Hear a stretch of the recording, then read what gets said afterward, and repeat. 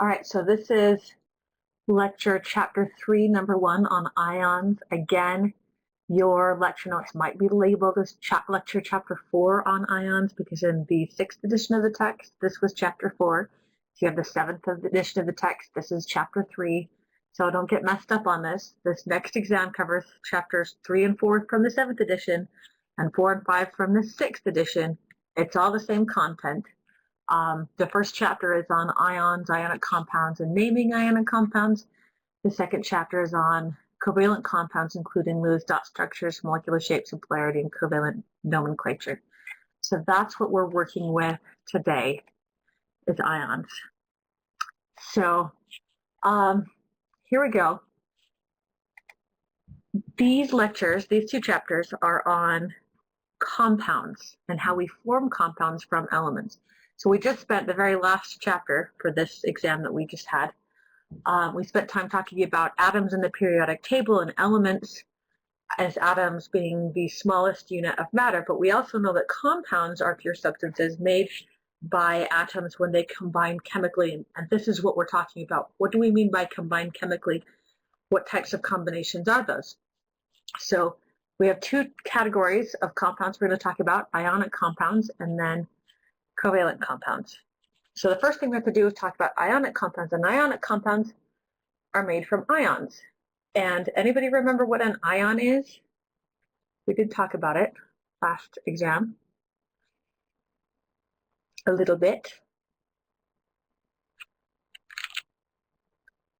Nobody remembers? An ion is an element that has gained a charge, or that has a charge. So we said if you had an element with a charge, we would put the charge in the upper right-hand corner, like that. So these then are ions because they're showing that they have a charge. Perfect. And in order to get a charge, Philip is exactly right, you have to have more electrons or fewer electrons than the number of protons in your element. So if I just gave you something like this, and I didn't have a charge up here, you would assume the charge is 0 and that the protons are the same as the electrons. So here we're going to say for this sulfur atom, charge of 0, because I don't have a charge showing. And that means my protons are the same as the electrons. And hang on a second, how many protons are there here? I'll have to look this up on the periodic table. Anybody have one of those handy? And I could navigate through here. Let's see. Okay, sulfur has 16, right? 16 protons. So 16 protons, and therefore 16 electrons because it's neutral. Excellent. So in this case, lithium, the charge shown on this lithium ion is +1. And how many protons does it have and how many electrons does it have?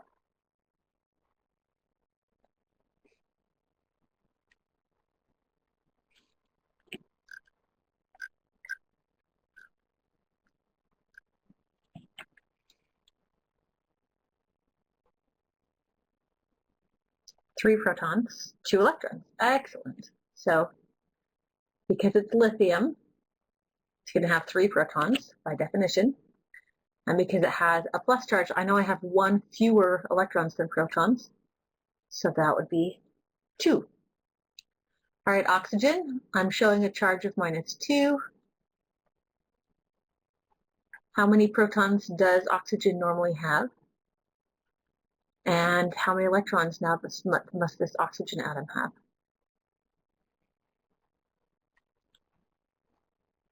Excellent. Oxygen normally has, or oxygen always by definition has 8 protons, which means that it has a charge of -2, it must be holding on to 10 electrons at this point. Okay, good. That's a good reminder of what we covered from the last chapter that was on this former exam. Now we have to, or we'd like to be able to predict, if we can, which elements make what kind of ions. That would be really helpful. If we knew that, say, oxygen always makes a charge of -2, and we could explain kind of why that is, that would be really helpful in us understanding how ionic compounds work. Well, we can, and this goes back to what we talked about in our last chapters' lecture on valence electrons and electron configurations. You guys remember this lecture? I told you guys not to take notes on electronic configurations because I was never going to test you on it, but I wanted you to understand this concept of how they fill and why they fill. And we talked about how, for instance, this hydrogen has electronic configuration of 1s1. This lithium has electronic configuration of 1s2, 2s1. Sodium was 1s2, 2s2, 2p6, 3s1, and we saw that they all ended with the same number and type of valence electrons, right? You guys remember this? Vaguely? Yeah, okay, good. All right. Katie remembers. All right, this is going to be key to us understanding why and how atoms make the kind of ions that they do. And so I'm actually going to, this is kind of, there we go, delete all that. What we find is that we've got one category all the way out here, this column. Notice the noble gases. And they do not react. They're not reactive. They don't form ions. They don't form covalent compounds. They don't really form compounds with anything else. And if we ask ourselves why, the most interesting explanation is that each of these has a full shell. Whatever the last shell that they're filling, the level 1 or the level 2 or the level 3 or the level 4, it's full. So for instance, helium here has got a full level 1 shell. It only contains the s orbital. There's 2 electrons in it. It's full. It doesn't have room for anything else. Neon has a full level 2 shell. So it has the level 1 shell, obviously, because that fills first. And now it fills all of the s's and all of the p's from the level 2 shell. And argon here fills the level 3 shell. 2s2, 2p6, 3s2, 3p6. There's actually 3d, but it comes after 4s. So krypton ends up filling the level 4 shell, including the level 3d. So these all have full shells. In other words, if you look at helium, it's got its level 1s shell, and that level 1s shell has 2 electrons in it. There is no more room in that shell for you to add additional electrons. It's full. And if you took electrons out, then it wouldn't be a full shell anymore. So there's clearly some sort of stability that comes from having a full shell, having a shell that's full of electrons. So let's look then at our neighbors here. Let's look at fluorine. If fluorine wanted to have a full shell, fluorine here is 1s2, 2s2, 2p5. It has 7 valence electrons because that's the 2 from the s and 5 from the p in the level 2 shell. So if fluorine wanted to have a full shell, just like neon, what would it have to do? Would it have to gain electrons? Would it have to give away electrons? How many electrons would that have to be?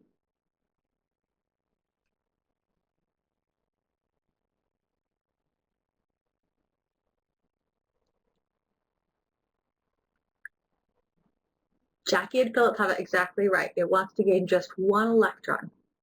Doesn't need to gain any more than that. If fluorine can gain just 1 electron, then that electron will go here.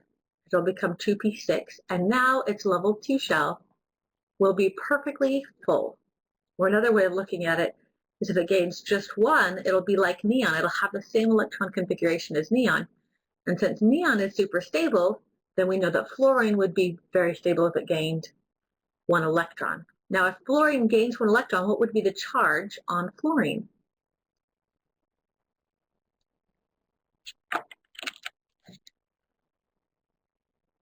Perfect, it'll be -1. So we find that fluorine likes to make, if it makes an ion, it'll make a -1 charged ion. And we can predict that by looking at the periodic table, determining how many valence electrons that it has. Hey, look, it has 7 valence electrons. It would like to have 8 valence electrons. It just needs to gain 1 to get there. And we find that the same is true for everything in this column. Fluorine has an almost full level 2 shell, wants to gain 1 more to have a full level 2 shell. Chlorine has an almost full level 3 shell. If it gains 1 more electron, it will have a completely full level 3 shell, just like argon. Bromine then has an almost full level 4 shell. If it gains 1 more electron, it'll be just like krypton, which has a completely full level 4 shell.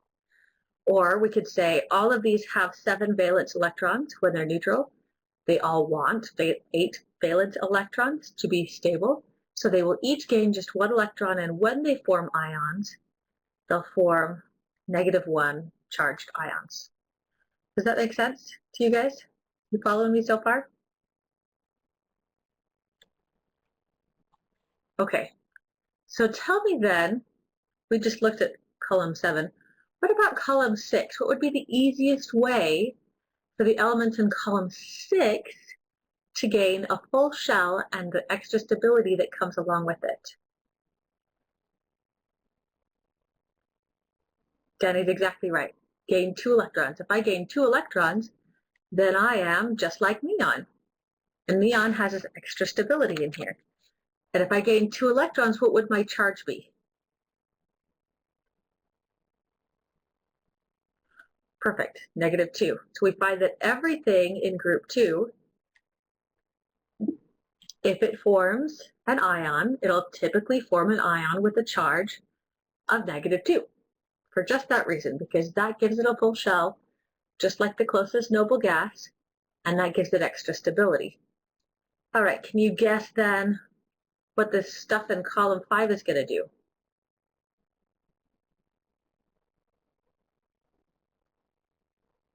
It's going to gain 3 electrons, and it'll end up having a charge of -3. Everything in column 5, when it forms an ion, will generally like to form an ion with a charge of -3, because then 1, 2, 3, I'm just like the closest noble gas. Excellent. Okay. Before we continue on going that direction, let's look over here. Let's look at group 1. What would everything in group 1 have to do in order to be like the closest noble gas to it?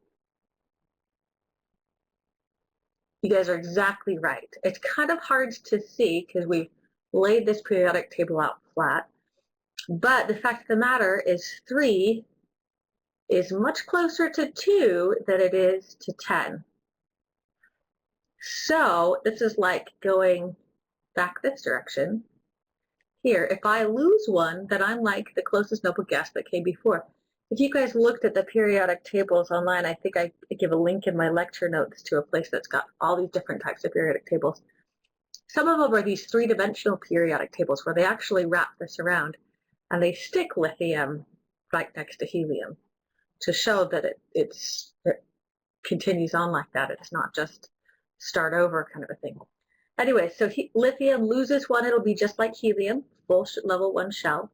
If sodium loses 1, it'll be just like neon with a full level 2 shell.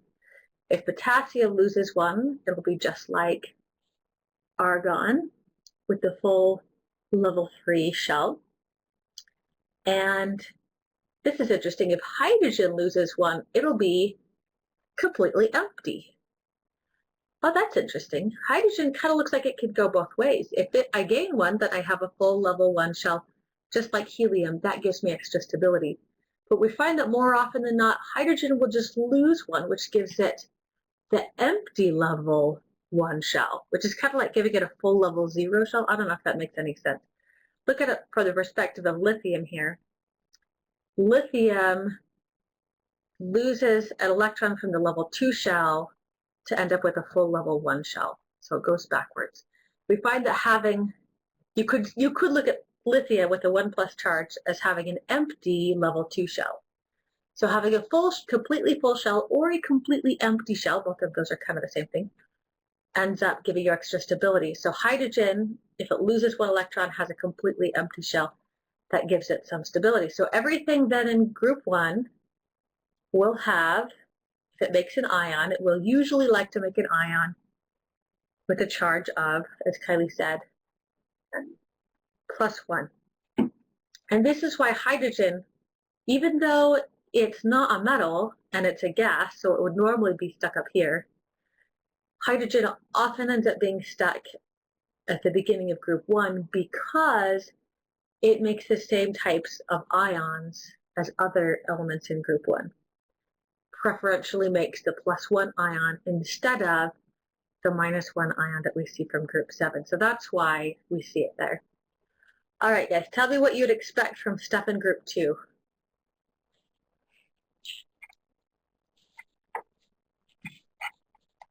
They're going to lose 2 electrons. And if they lose 2 electrons, what will be the charge?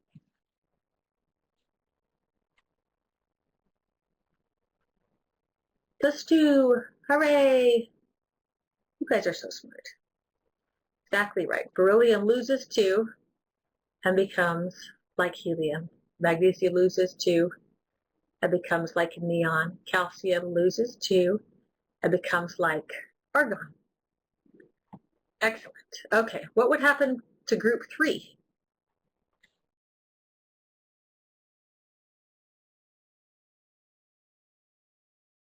Let's look at the number here. Let's look at boron. Boron has 5. Is that closer to 2 or is that closer to 10?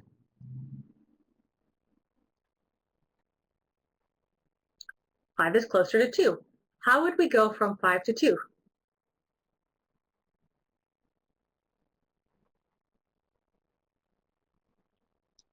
We're going to lose 3. And if we lose 3 electrons, what will my charge be? +3. Yes. So everything here, it's easier for boron to lose 1, 2, 3 and be like helium than it would be for boron to gain essentially, see where'd my cursor go? I lost it. Lost you, little guy. There it is. That it would be for boron to gain 1, 2, 3, 4, 5. So losing 3 is easier. So we get +3 for boron and +3 for everything else in the column. For the same reason, it's easier for aluminum to lose 3 to be like neon than it would be for aluminum to gain 5 electrons and be like argon.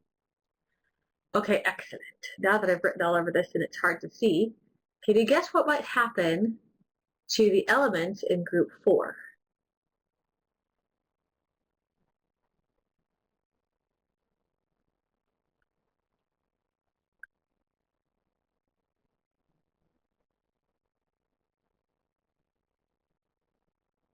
Diana made a guess. I'm waiting to see. Okay, good. Houston agrees. Okay. Oh, interesting. Okay, so technically speaking, generally speaking, they could either gain 4, 1, 2, 3, 4. That takes you there, or lose 4, 1, 2, 3, 4. So it could technically go either direction. So I'm not going to have you guys say at this point which it does, under what circumstances, whether they would gain or lose 4 electrons. That's going to depend on what it's bonded to, and we're just not quite there yet. But for the moment, if you could say silicon would either gain or lose 4, so it would either have a +4 or a -4 charge, that's just fine. Philip has an interesting observation, and it depends on what it's bound with. It depends on what it's bound with. Elements would usually rather gain electrons, but then again, these particular elements are not electron hogs. So if they're bound to something else, chances are they might have lost their electrons to that other thing. So they might be +4. But I'm not going to say one way or another. All right, so let's get back here. Essentially what it comes down to, I hope you guys can see, this is a little bit cleaner. This is from your lecture notes. If you just look at the periodic table, you can predict what the typical ionic charge would be for any of the ions made from atoms in the periodic table based on what column they're in. So everything in the first column then generally charge of +1, second column +2, third column +3, oh where is it there? There I am, +3, fourth column plus 4 or minus 4. And then, oh, there should be a little negative sign here. It's an error on my lecture notes. -3 for column 5, -2 for column 6, -1 for column 7, and a 0 for column 8. Is that pretty straightforward? I hope.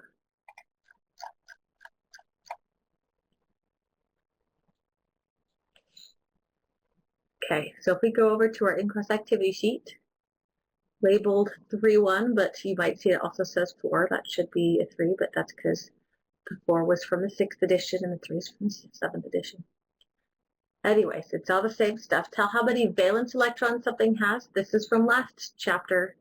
And then determine what charge ion they will make, if any. That's what we just went over. I'll do just 1 or 2 of these and then we'll move on because we're going to be doing these in class on Wednesday, or reviewing them in class on Wednesday. Hopefully you've got them done.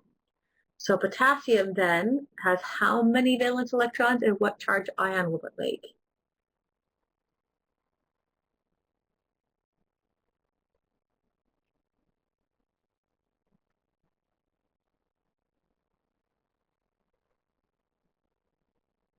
Exactly. Potassium has 1 valence electron, and it will typically make an ion with a charge of +1.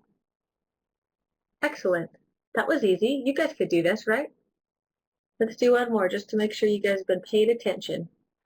Let's do chlorine here. No, let's do nitrogen here. How many valence electrons does nitrogen have? What charge will it typically make?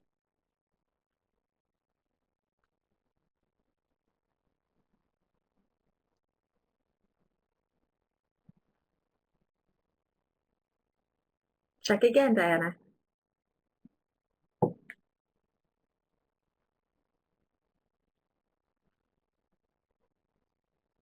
Yep. It's got 5 valence electrons because it's in group 5.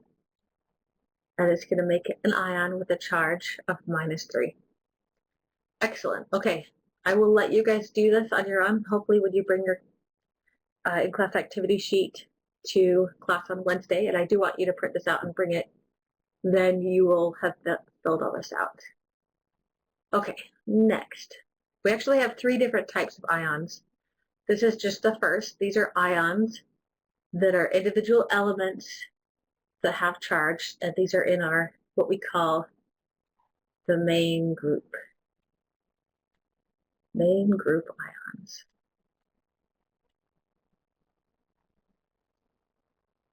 They're pretty easy to predict, in part because they have a specific number of valence electrons, and it's easy to see where they would go. We also have a category of ions known as transition metal ions because they come from the transition metal block on the periodic table. We're not going to get really heavy into these right now, other than to say that transition metals can have varying charges, and they're kind of crazy in that they can have more than one potential charge. Let's take iron, for instance, which exists naturally as iron +2, and also exists naturally as iron +3, and I could even make it in the lab as iron +1. And so if I said, I have an iron ion, what's the charge? You would say, gee, I don't know. You tell me what's the charge, because it could be any one of 3 different charges, okay? I'm not going to have you memorize what charges these have because they're not set. They're not all the same. In some cases, you end up with other goofy charges you might not expect, like titanium here could sometimes be +2, and other times it could be +4. And that's not even the craziest. Some of these could be +6 or +8. They're crazy. They're all crazy, okay? Transition metals are crazy. I'm not going to ever expect you to just know what the charge is without giving you additional information about the compound that it's forming or the ion that it's forming, okay? But we do need to know that transition metals do make ions, and they can have variable charges. There are only 2 here that always have the same charge, and that is silver is always just +1, and zinc is always just +2. Those are the only two that expect you to be familiar with. The rest of these, you're not going to have to worry about memorizing what the charge will be. We'll go over that in more detail when we get there. So that's the second type of ion that will be forming ionic compounds that I want you to know about are transition metals. All right, the third type of ions that I want you to know about are, they're called polyatomic ions. Can you guess what they're like?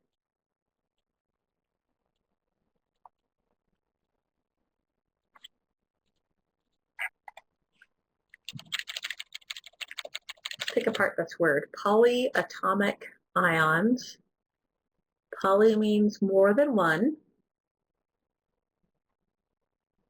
Atomic means atom. Yeah, so more than one atom, which together make a little cluster, which is an ion, okay? Clusters of atoms, they're bound together in a different way. They're actually bound together with covalent bonds, which we won't get to till the next chapter. You don't need to know that. You just need to know this is a cluster of atoms that comes as a bunch. And this cluster of atoms that comes as a bunch always has the same formula and is an ion, which always has the same charge. So I've got this table in your lecture notes, and it's also in your book. If you have the 6th edition of the text, it's table 4.6 on page 91. If you have the 7th edition, my guess is it's table 3.6, but I haven't looked it up recently. Probably on a different page. But let me just copy and paste this little table to you here. You do need to memorize all of the ions on this table. If you do need to have them memorized for the test, remember you never get a 3x5 card on the test. So you need to have these memorized, and by memorized, you need to know the name, you need to know the formula, and you need to know the charge that goes along with that formula. All of those 3 pieces are important, okay? So if I said, what is the nitrite ion, then you could say, nitrite is NO2 with a -1 charge. Or if I said, what's the cyanide ion, then you could say, cyanide is CN with a negative charge. Or if I said, what's the ammonium ion, you could tell me ammonium is NH4 with a positive charge. Or if I said, hey, can you name that ion, you could do that. You could say, oh yes, that's the hydroxide ion. Or if I said, what's the charge on hydroxide ion, you could say it's -1. Okay, so these are some of the questions you might see in an exam type setting about the polyatomic ions. And have you memorized these for a couple of reasons. I know at first you're like, why am I memorizing this useless stuff? I will never use it again. But actually, it turns out you kind of will. I know you don't think that you will, but many of these are on the list because they're things that you work with on a daily basis, even if you don't know it, all right? Some of these, like for instance, carbonate and hydrogen carbonate and acetate, are in your kitchen right now, and you cook with them. And some of them are in your kitchen right now, and you clean with them. You just don't know it. You don't know it, but they're there. And some of these are in your kitchen right now as additives that would cause cancer in large concentrations, and we just hope that they're not causing cancer in the small concentration that they're used in your meats, okay, or in your fruits. And some of these are found in soda pops that you drink. Some of these are found in your body. This is implicated in kidney stones. This we find in fertilizers. There's some of these are well-known poisons.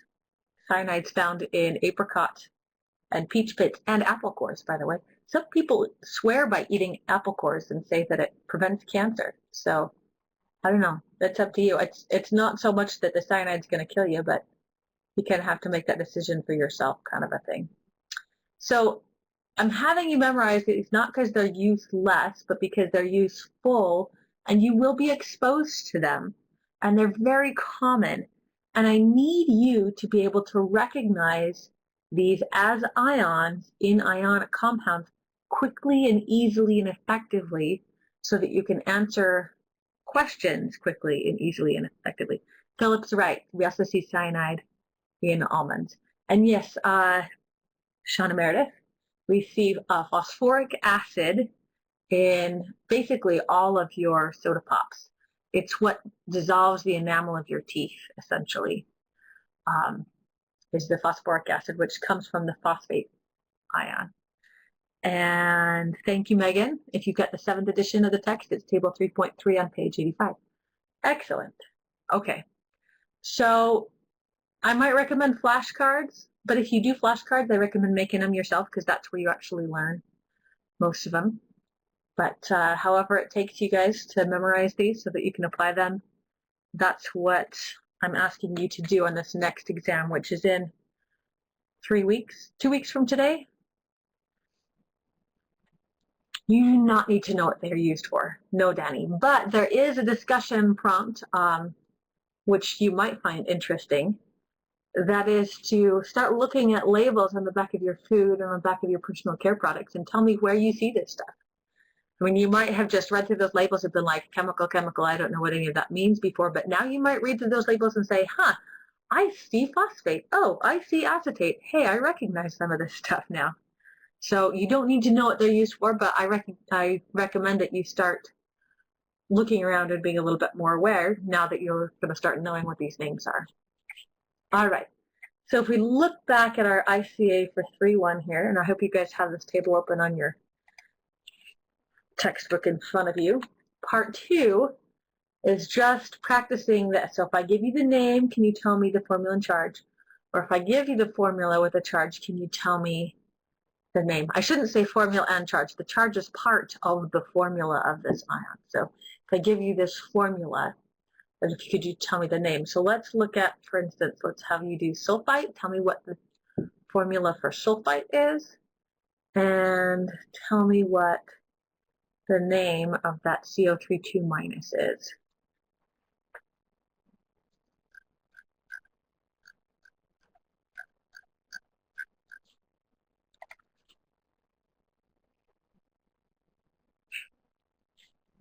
We're looking for sulfite and CO32 minus. Okay, I'll bring this back up. You guys tell me.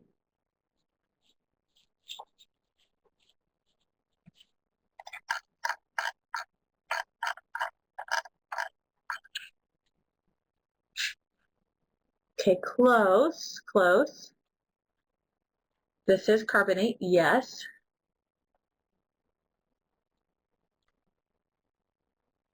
This one, look at sulfite though, careful, SO4 2 minus, or sorry, SO4, yeah, the 2 minus charge is sulfate. Sulfite also has a 2 minus charge, but it has a different, see there's an I there, sulfite. Sulfite. See, this is sulfate, the SO4 2 minus. So sulfite then, I know, but you should have 3 oxygens here for sulfite. Good job though, Jay Houston. You're with me. I'm not sure where everybody else is because nobody else is responding, but you're with me, so we're good. Okay, so that's SO3 2 minus. And here's just one thing that might help you memorize the ions, if this helps, I don't know. If you memorize what makes the 8, then going to the ite, the only difference is we lose an oxygen. So sulfate has 4 oxygens, sulfite has 3 oxygens, same charge. Same thing, nitrate to nitrite, going from the 8 to the ite. The nitrate has 3 oxygens, nitrite has 2 oxygens, same charge, same everything else. I don't know if that helps you, but there is a little help on that one. So just a little way to help remember some of these. Yeah, and some of these are hopefully a little bit obvious. Going from phosphate to hydrogen phosphate, I add a hydrogen. Dihydrogen phosphate, I've added 2 hydrogens to my phosphate. With each additional hydrogen atom, I add a +1 charge because hydrogens have +1, right? So my original phosphate had a 3-. When I add a hydrogen, now it's 2-. When I add 2 hydrogens, now it's a 1-. That might help a little bit with that series there. Same thing with going from carbonate to hydrogen carbonate. So, well, besides the flashcards, Diana, just these relationships that I'm showing you with the hydrogen versions and with the ite versions, that should narrow down your list a little bit. That can be helpful. And you guys can find and post other tips on the discussion boards too. I've had other students post mnemonic devices that were helpful for them. So keep your eyes open for those, or go find a few and post them. That'll be helpful. All right, so in class, hopefully you guys will have made a good stab at section 2 before we come to class on Wednesday. The more of this that you guys have filled out and completed in class on Wednesday, then the more time we can spend doing things like homework and quiz questions rather than the in-class activity sheets. So really give it a good stab, because then we can look at some of the more frustrating mastering chemistry problems. Hopefully that'll be helpful. Okay, I'm going to stop this lecture,